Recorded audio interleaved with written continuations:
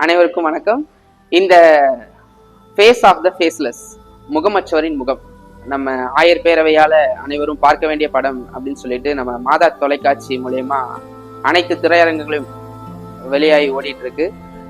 படம் பார்த்ததுல ரொம்ப மகிழ்ச்சி. படம் ரொம்பவே நல்லா இருந்துச்சு.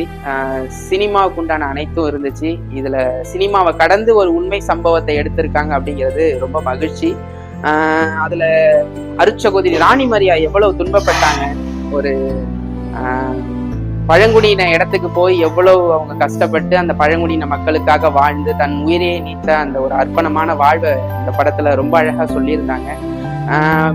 பார்த்த நமக்கே அவ்வளோ ஒரு பதைக்கிற ஒரு நிலைமை இருந்த பட்சத்துக்கு அவங்களோட வாழ்க்கையே அதுல அர்ப்பணிச்சது ரொம்பவே இறை நம்பிக்கை வளர்றதுக்கு ஒரு முக்கியமான அம்சமா இருக்கு.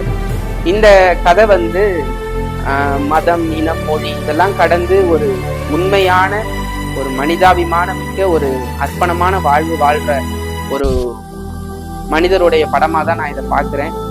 இது கத்தோலிக்க திருச்சபை சிஸ்டர் அப்படிப்பட்ட ஒரு படமா நினைச்சு எல்லாரும் இதை ஒதுக்காம எல்லாருமே இந்த படத்தை போய் பாருங்க. உண்மையாவே நல்லா இருக்கு. மதத்தை தாண்டி, மொழியை தாண்டி, இனத்தை தாண்டி இதுல நிறைய விஷயங்கள் இருக்கு. உண்மையா ஒர்த்தபிள் படம்.